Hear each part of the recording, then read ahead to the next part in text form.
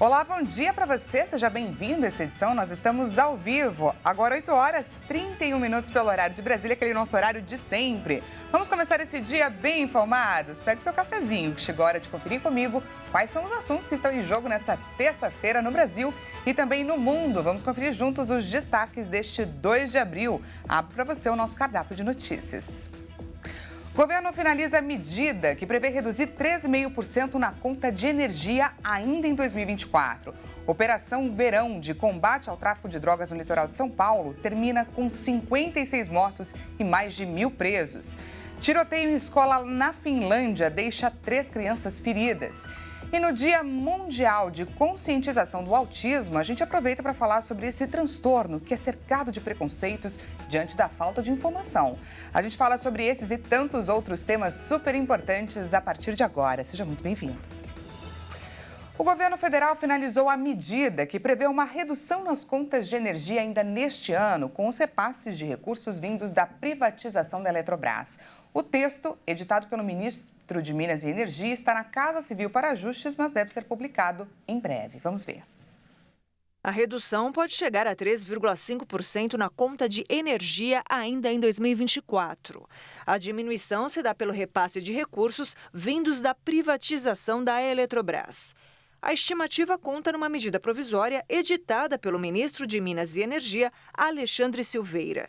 Os textos dispõem de ações urgentes e necessárias para a promoção da elaboração de projetos que garantam o desenvolvimento econômico e social do país por meio de geração de energia elétrica limpa e renovável, com medidas de redução das tarifas dos consumidores no curto prazo. Para reduzir as tarefas, o governo aposta na transferência de recursos oriundos de 3 fontes, com um período de utilização de 10 anos, 350 milhões transferidos pelas usinas da Eletrobras na bacia do Rio São Francisco, 295 milhões transferidos pela Eletronorte e 230 milhões transferidos pelas usinas de Furnas. Os fundos foram criados na Lei de Privatização da Eletrobras. Após o Congresso Nacional proibir a saidinha de presos em feriados, a Comissão de Segurança Pública do Senado analisa hoje um projeto de lei que agrava penas em casos de crimes cometidos durante o benefício. A proposta pode aumentar o tempo de condenação em até 50%. A proposta determina que, se o crime for cometido com violência ou grave ameaça à pessoa, a pena será aumentada de 1/3 até a metade. Se um presidiário que cumpre pena de 6 anos for preso durante a saidinha, a pena pode aumentar de 2 a 3 anos. O texto também estabelece que o preso seja julgado pelo novo crime cometido, o que pode estender ainda mais o tempo na prisão. O projeto de autoria da senadora Damares Alves, do Republicanos, chegou à Comissão de Segurança Pública em março do ano passado, mas só agora será analisado. Se aprovada, a medida pode impactar também quem está em liberdade condicional, em prisão domiciliar ou em casos de fuga do sistema prisional. Atualmente, o benefício da chamada saidinha permite que os detentos do regime semiaberto realizem visitas à família, cursos profissionalizantes de ensino médio e de ensino superior e outras atividades de ressocialização. A população carcerária brasileira cresceu 21% em 7 anos e a maioria dessa população é formada por homens negros de 35 a 45 anos e que não concluiu o ensino fundamental. Segundo dados do Sistema Nacional de Informações Penais, em 2017, mais de 704 mil pessoas cumpriam penas ou aguardavam decisão judicial. No ano passado, esse número saltou para 852 mil pessoas. 8 mil que estão cumprindo 30 a 50 anos de prisão, 6 mil têm sentenças de 50 a 100 anos e 1.741 estão com penas maiores de 100 anos. O relatório mostra que pouco mais de 650 mil indivíduos estão em celas físicas e 201 mil estão em prisão domiciliar, com ou sem monitoramento eletrônico e cumprem penas por tráfico de drogas, roubo qualificado e por roubo simples. Outros crimes ligados a estes delitos são associação ao tráfico, furto qualificado, receptação e posse de arma de fogo. O sistema aponta ainda o perfil da população carcerária no Brasil. A maioria é formada por homens negros de 35 a 45 anos que não concluiu o ensino fundamental. As informações também revelam que quase 18 mil pessoas não sabem ler ou escrever. Porém, pouco mais de 124 mil fazem cursos para completar a educação básica. A Secretaria de Segurança Pública de São Paulo anunciou o fim da terceira fase da Operação Verão, realizada no litoral paulista. A ação, que durou 4 meses e tinha por objetivo combater o tráfico de drogas, foi encerrada com 56 mortes de suspeitos em confrontos com a polícia. Cerca de 1.025 pessoas foram presas, 47 adolescentes apreendidos, mais de 2,5 toneladas de entorpecentes recolhidos.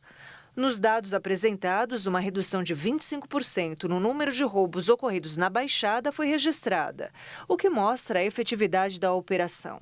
O fim da ação deixa ainda 341 policiais militares na região para manter o policiamento nas cidades.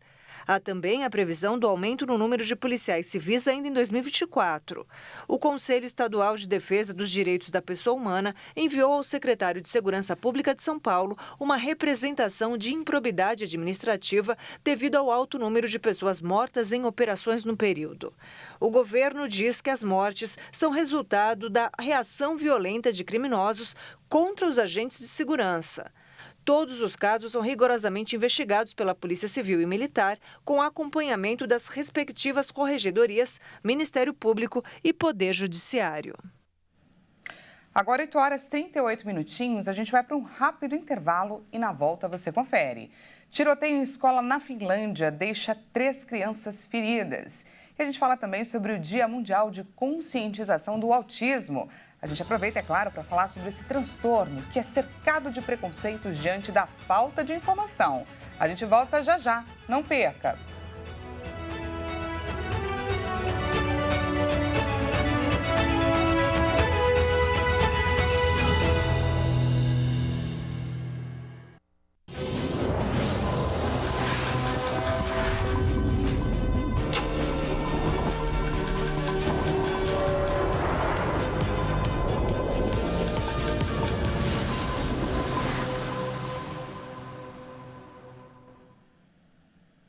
Já estamos de volta, seja bem-vindo mais uma vez. Agora, 8h41, trazemos mais destaques, dessa vez os destaques internacionais dessa terça-feira, para compartilhar com você.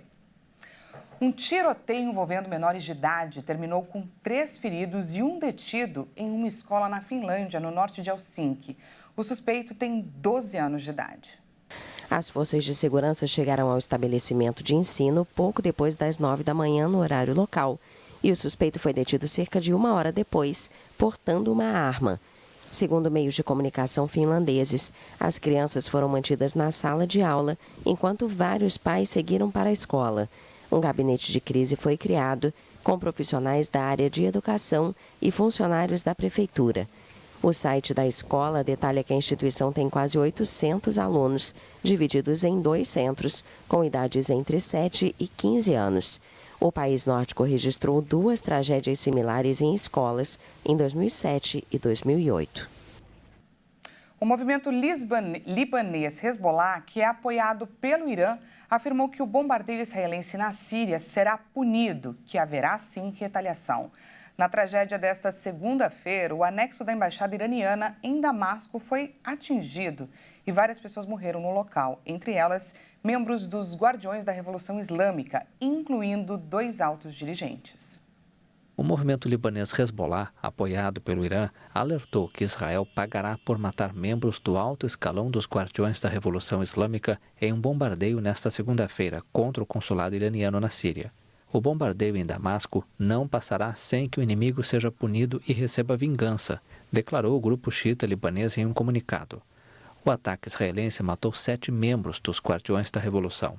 O exército ideológico da República Islâmica do Irã confirmou em nota que 7 de seus membros, entre eles 2 altos comandos da Força Quds, Mohamed Reza Zahedi e Mohamed Hadi Raimi estavam entre as vítimas. A Força Quds é o braço de operações no exterior dos Guardiões da Revolução. As autoridades de Teherã prometeram responder de forma decisiva ao ataque sem precedentes contra um edifício diplomático iraniano na Síria. O Irã e seus aliados, inimigos de Israel, apoiam o governo sírio de Bashar al-Assad. O ministro das Relações Exteriores da França pediu nesta segunda-feira à China que envie mensagens muito claras à Rússia sobre a guerra na Ucrânia. O chanceler visita Pequim, onde celebra os 60 anos de relações diplomáticas entre os países. A China, obviamente, desempenha um papel fundamental na independência e no respeito ao direito internacional, incluindo a soberania da Ucrânia. Então, obviamente, esperamos que a China envie mensagens muito claras à Rússia. A visita marca o 60º aniversário das relações diplomáticas entre França e China. Aprecio o fato de o ministro das Relações Exteriores ter reiterado em 2 ocasiões que a Europa está aberta e que a Europa não está disposta a dissociar-se da China. Também ouvi muitos políticos europeus insistirem nesse ponto, que não é possível se dissociar da China, e a dissociação da China é o maior risco.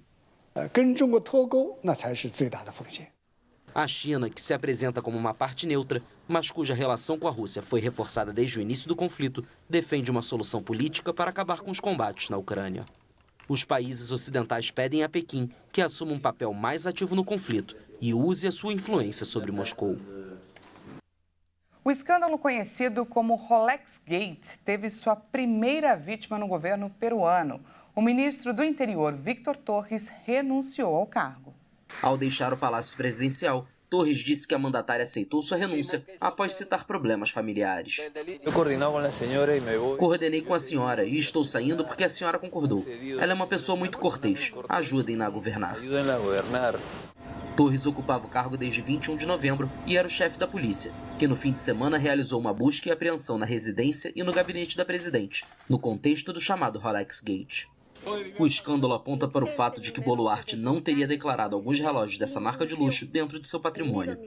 Depois que nenhum Rolex foi encontrado na operação, os promotores ordenaram que Boluarte os apresente na sexta-feira. A presidente pediu para prestar depoimento às autoridades o mais rápido possível para esclarecer os fatos e no sábado descreveu a ação do Ministério Público como arbitrária, desproporcional e abusiva. Um grupo de 34 mexicanos foi repatriado do Haiti devido à intensificação da violência e à crise política no país caribenho. O grupo, composto por 24 homens e 10 mulheres, inclui 7 menores de idade e 4 funcionários diplomáticos. Um grupo de 34 mexicanos foi repatriado do Haiti devido à intensificação da violência e à crise política no país caribenho. De acordo com o governo do México, eles eram residentes do país e foram inicialmente transportados em um helicóptero e depois em um navio da Marinha. Em 31 de março, 34 cidadãos no Haiti foram resgatados, 24 homens e 10 mulheres, incluindo 4 funcionários da embaixada e 7 menores. O Haiti vive uma escalada de violência desde o início de março. Desde então, várias gangues se aliaram para atacar locais estratégicos na capital Porto Príncipe e exigir a saída do primeiro-ministro Ariel Henry, que não conseguiu retornar ao país após a viagem ao Quênia e concordou em renunciar em 11 de março. O futuro Conselho Presidencial, que deve assumir as rédeas da nação, prometeu na quarta-feira passada restaurar a ordem pública e democrática. O ex-presidente candidato à Casa Branca, Donald Trump, pagou a fiança milionária de 175 milhões de dólares em caso de fraude civil em Nova York, evitando apreensões de ativos por autoridades estaduais. Essa quantia equivale a 884 milhões de reais. Trump tinha até quinta-feira para entregar a fiança. Aspirante a retornar à Casa Branca nas eleições de novembro, o ex-presidente terá que enfrentar, a partir de 15 de abril, outro processo judicial, neste caso penal, por supostamente ter pago 130 mil dólares a uma ex-atriz pornô em troca de seu silêncio no final da campanha eleitoral de 2016. Uma semana atrás, um tribunal de apelações de Nova York aliviou a pressão financeira sobre o bilionário republicano ao reduzir a fiança de 454 milhões de dólares para 175 milhões. Com o objetivo de encerrar uma disputa judicial, a gigante americana Google se comprometeu a destruir dados de milhões de usuários coletados durante navegação na internet. O acordo é para garantir a confidencialidade das informações pessoais. A ação coletiva apresentada em 2020 mencionava o modo anônimo disponível no Chrome, o navegador do Google, que dá aos usuários a impressão de que não estão sendo monitorados pelo gigante de buscas online. Mas sim, estão, segundo os autores da ação. Eles acusam o Google de tê-los induzido a erro sobre a forma na qual o Chrome se comportava com os usuários que utilizam esta opção de navegação privada. A gigante americana se comprometeu a reformular imediatamente a informação que aparece no modo anônimo para notificar os usuários que coletam informações sobre dados de navegação privada. O acordo não prevê indenizações econômicas, mas deixa as portas abertas aos usuários do Chrome para iniciarem ações contra o Google assim que desejarem. Hoje, dia 2 de abril, é o Dia Mundial de Conscientização do Autismo, o distúrbio do neurodesenvolvimento que pode influenciar tanto no comportamento quanto na fala. Uma síndrome ainda cercada de preconceitos ligados à falta de informação. A reportagem especial é da Maria Clara Leite. Isaac tinha apenas 6 meses de vida quando a família observou os primeiros sinais. Eu percebi que ele já não apresentava os sinais de prontidão para entrar na parte da alimentação, na introdução alimentar. Então eu vi que ele já estava com atraso motor, ele foi sentar com quase 10 meses. Após avaliações feitas por uma equipe multidisciplinar, veio o diagnóstico: transtorno do espectro autista, o TEA. Eu precisei enterrar aquele filho idealizado que eu tinha, né? Porque a gente planeja muitas coisas, mas a gente não pode perder tempo, né? A gente entra num luto, sim, profundo, mas a gente precisa se reerguer, e foi aonde eu encontrei forças através disso. Comecei a estudar, comecei a entender esse mundo para que eu pudesse trazer todas as ferramentas para ele, para eu poder ajudar e ele poder se tornar uma criança funcional, se tornar independente e principalmente para ele ficar bem, né? Segundo especialistas, a busca por informações é o melhor caminho, inclusive, para vencer o preconceito com o autismo. Mas o tema ainda é pouco conhecido. A desinformação foi constatada por uma pesquisa realizada com 2.000 pessoas pela Genial Care. Esta rede de cuidados focada no desenvolvimento de pessoas com TEA. 64% dos entrevistados afirmaram que nunca haviam tido contato com um transtorno antes do diagnóstico do filho ou do próprio diagnóstico. E dentro dessa pesquisa a gente viu que 1 a cada 4 dos cuidadores que responderam também estão dentro do espectro depois que foram diagnosticados as crianças, né? Então, com certeza, no passado a gente tinha menos informação ainda do que a gente tem atualmente. Mas ainda falta. A terapeuta ocupacional destaca especialmente a confusão que ainda se faz com o diagnóstico. O que eu acho que é importante a gente lembrar é que o autismo não é uma doença, né? Ele é um transtorno do neurodesenvolvimento. Então, a gente tem um tratamento adequado para garantir qualidade de vida, participação, autonomia, independência. Então, eu queria só frisar isso para a gente não esquecer desse ponto. E, claro, né, a gente vai traçando estratégias ao longo da vida dessa criança, conforme ela cresce, para cada desafio. Aos 4 anos de idade, Isaac já venceu vários desafios. Com o tratamento adequado, aprendeu a se comunicar, se expressar, controlar as emoções e mais. Se ele não aceitava cortar as unhas, hoje ele já aceita cortar as unhas, cortar o cabelo, lavar a cabeça. Então, tudo isso é importante, né? Eles têm essas questões que com as terapias ele vai conseguindo desenvolver e ele vê que está tudo bem. E as terapias é importante porque a gente usa elas de uma forma mais naturalística, né? O brincar. Então, ele aprende brincando. O menino passa por atendimento com psicóloga, psicomotricista, fono, nutricionista, faz terapia ocupacional, fisioterapia e até pet terapia. A questão do brincar funcional ajudou muito ele, a atenção compartilhada, reciprocidade, troca de turno. São N coisas maravilhosas, né? De benefícios que a parte da cão-terapia traz para ele, né? São lições que ele aprende na clínica e também em casa com a Neguinha, a cachorra da família. É um vínculo, assim, um amor que eles criaram um pelo outro, né? E aí ela tem ajudado muito essa questão da interação social, da comunicação, da reciprocidade, né? Qualquer pessoa portadora do transtorno do espectro autista pode ter qualidade de vida e também tem direitos assegurados por lei, como atendimento prioritário, transporte gratuito, desconto em passagens aéreas e ainda em contas de energia elétrica. Tem direito à meia entrada, vaga de estacionamento especial, auxílio financeiro no caso de pessoas de baixa renda e até isenção de impostos. Nos últimos anos, foram muitas as conquistas, mas para as famílias de autistas, como a do Isaac, a luta continua. Hoje a gente corre atrás para isso, né? Para que ele consiga se desenvolver, para que lá na frente ele consiga se tornar um adulto funcional, para que ele consiga fazer o que ele quiser e ser respeitado. Então, deixando claro aqui, o autismo não é uma doença, e sim um transtorno que exige um tratamento específico. Antes de encerrar essa edição, vamos dar um passeio, vamos juntos viajar com a tecnologia para a Espanha? Te transporto agora para vermos juntos o que acontece no porto de Las Palmas, na ilha Gran Canária.